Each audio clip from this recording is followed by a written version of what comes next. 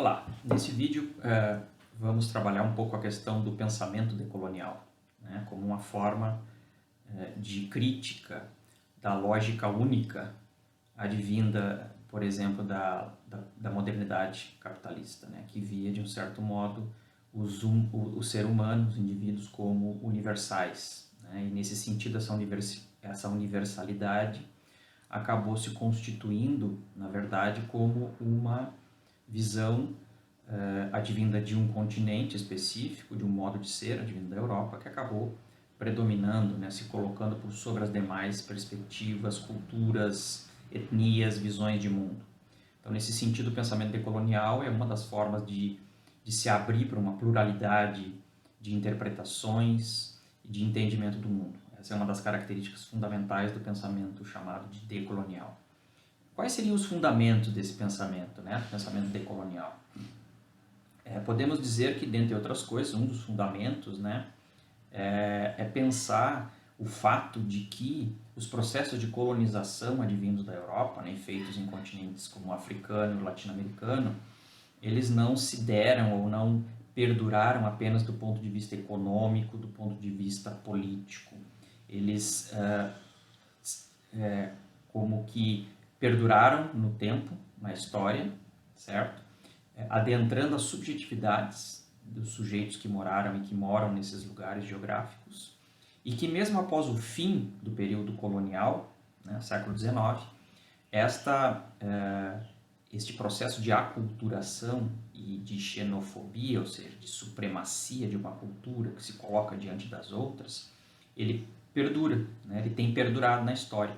Então, chama a atenção, dentre outras coisas, para o fato de que os elementos trazidos pelo processo de colonização, dentre outros a própria questão da visão acerca dos indivíduos como de indivíduos diferentes uns dos outros, né, no sentido de que uns seriam superiores aos outros, né, que é um traço característico das sociedades latino-americanas, por exemplo, adstritas ainda a um DNA, se é que podemos dizer assim, social caracterizado por uma sociedade longamente escravocrata, e que são elementos, então, que perduram hoje na sociedade contemporânea, quando pensamos, por exemplo, que negros ganham menos que brancos, que muito daquilo que acomete a juventude do ponto de vista da violência, quando olhamos mais de perto essa violência que se relaciona à juventude, ela atinge em grande medida a juventude negra que mora na periferia. Então, significa que o caldo cultural, social adstrito ao processo de colonização, ele perdura, né, na história dos povos colonizados, para além do período do colonialismo. Né? Então, nesse sentido, o colonialismo não esgotou o processo de dominação nesses lugares, e isso é uma questão que perdura, inclusive até agora, o século XXI. Certo? É uma das questões fundamentais que o pensamento decolonial, para o qual o pensamento decolonial chama atenção. Outra questão que a gente pode se perguntar, né, são estudos decoloniais, né? Os estudos decoloniais, eles partem de determinados enunciados teóricos, determinados pressupostos, né, que vão, de um certo modo, revisitar ou questionar a questão do poder, principalmente o poder advindo da modernidade, né, as formas de influência sobre o comportamento do outro. Né? Etimologicamente, a questão do poder pode ser entendida como a capacidade de influenciar o comportamento do outro. Por que modernidade? Porque na modernidade a Europa, a partir de eventos como iluminismo, reforma protestante, desenvolvimento do industrialismo e do próprio capitalismo, a Europa acaba, e principalmente a partir dos processos coloniais, a Europa acaba exportando para o mundo uma determinada visão de mundo, né? Uma determinada religião, as religiões monoteístas, uma determinada visão de mundo, determinadas formas de interpretação desse mundo, inclusive baseadas na língua advinda da Europa, no caso latino-americano ou espanhol ou a língua portuguesa, e desconsiderando todas as outras manifestações ou formas de manifestação advinda dos povos autóctones que aqui já residiam. Né? Então, nesse sentido, termos como ou análise sobre a questão do eurocentrismo e do ocidentalismo, que acabam sendo, então, perspectivas que adentram o restante dos continentes, acabam sendo olhadas de forma aprofundada pelas perspectivas decoloniais, porque são essas as formas, o eurocentrismo e o ocidentalismo, que subjetivaram, né, produziram formas de ser e de viver nessas localidades, né? É possível dizer também da mesma forma que tem crescido nos últimos anos uma forma de historiografia decolonial, né?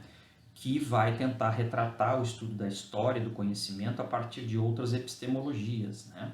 Ou seja, atuando inclusive enquanto um elemento político que vai mostrar que povos da América, da Ásia, da África, da Oceania, que foram colonizados por europeus, eles desenvolvem ainda outras formas de entendimento do mundo, né? Outras formas de conhecimento, e que portanto, isso envolve uma discussão da epistemologia, né? E que essas formas de conhecimento, essas formas de expressividade, elas têm tanto valor quanto, né, a cultura que adveio da Europa e que precisa ser resgatada, então, do ponto de vista, inclusive, da sua história. Isso tem entrado, inclusive, para os currículos, né, oficiais de muitas escolas no Brasil nos últimos anos, né? Para finalizar, a gente poderia dizer o que do ponto de vista, então, desse pensamento decolonial, o que ele é, afinal de contas, então, e por que ele tem se transformado em algo tão significativo e importante, né? Basicamente, a gente pode dizer, então, e talvez até para reforçar, que o pensamento decolonial ele problematiza a manutenção das condições, né, colonizadas, principalmente em relação à epistemologia, as visões de mundo, as formas de se expressar, né, e busca, a partir dessa crítica, emancipar os indivíduos que vivem, né, sob esta perspectiva unilateral, né, cultural, econômica e etc. Nesse sentido, esse pensamento decolonial ele tende a produzir formas de pensamento, de ação interdisciplinar do ponto de vista cultural, político, econômico, né? Buscando construir um campo que a gente pode dizer que é um campo que busca inovar o pensamento, inclusive o pensamento científico, que se articula nas instituições acadêmicas.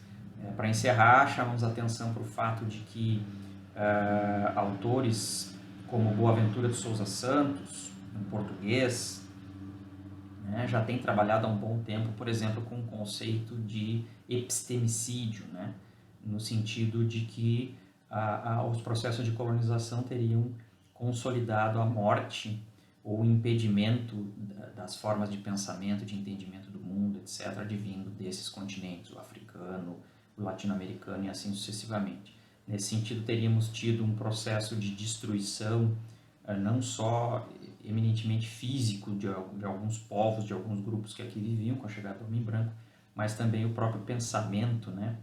E aí a questão da epistemologia, as próprias formas de entendimento do mundo acabaram sendo forçosamente introjetadas nas mentes, corações e corpos dos indivíduos a partir da chegada dos europeus. Basta lembrarmos a atuação dos nossos primeiros professores que tivemos aqui na América Latina, que foram justamente os jesuítas, né, que aqui chegaram nos séculos, principalmente a partir do século XVI, mais intensivamente no século XVII, para catequizar os índios, né, para dotar os índios de uma compreensão do mundo advinda do pensamento religioso teológico ocidental, de formas de se vestir, de entender o mundo, de organizar a estrutura da sua casa, seu pensamento, seu modo de vida, totalmente advindo de fora.